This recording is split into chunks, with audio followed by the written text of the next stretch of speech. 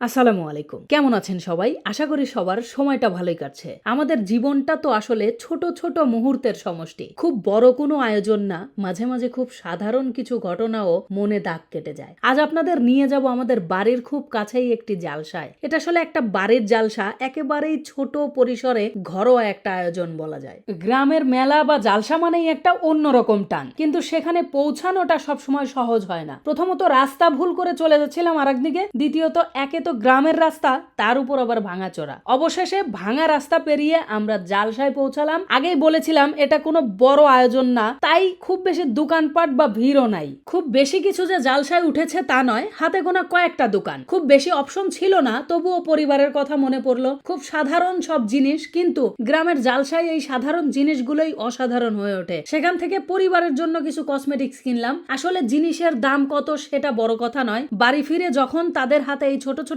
উপহারগুলো তুলে দিব, তাদের মুখের হাসিটাই আসল। এই কেনাকাটার ফাঁকে চারপাশ ঘুরে দেখছিলাম গ্রামের এই সিম্পল লাইফস্টাইল, এই অল্পতেই খুশি হওয়ার মানসিকতা, এগুলো আসলে শহরে পাওয়া যায় না। ঘুরতে ঘুরতে পানি পিপাসা পেল। সাধারণত গ্রামের মেলায় আখের রস বা লেবুর শরবত দেখা যায়, কিন্তু অবাক করা বিষয় হলো এখানে পেলাম ড্রাগন ফলের জুস। জুসের কালার দেখে দোকানদার ভাইকে বললাম কোনো কালার বা কেমিক্যাল মিশানো হয়েছে কিনা। সে আমাকে ড্রাগন ফল দেখিয়ে বলল, না ভাই, এটা একেবারে টাটকা ড্রাগন ফল দিয়ে বানানো হয়েছে। তাই দেরি না করে খেয়ে নিলাম এক গ্লাস। বেশ রিফ্রেশিং ছিল ব্যাপারটা। দেখতে দেখতে বাসায় ফেরার সময় হয়ে গেল। বাসার সবার জন্য প্যাকেট করে নিলাম, কারণ একা খাওয়ার চেয়ে সবাই মিলে ভাগ করে খাওয়ার আনন্দই আলাদা। হাতে খাবারের প্যাকেট আর মনে একরাশ প্রশান্তি নিয়ে আবার সেই ভাঙা রাস্তা ধরেই বাড়ি ফেরার পথ ধরলাম। খুব আহামরি কিছু ছিল না আজকের এই ভ্রমণে, না ছিল বিশাল কোনো রাইড, না ছিল চাকচিক্য, কিন্তু তবুও দিন শেষে এই ছোট ছোট ভ্রমণগুলোই আমাদের ভালো রাখে। যান্ত্রিক জীবনের বাইরে এই যে মাটির কাছাকাছি আসা, ধুলোবালি মাখা আর পরিবারের জন্য সামান্য কিছু নিয়ে বাড়ি ফেরা, এটাই তো প্রকৃত সুখ।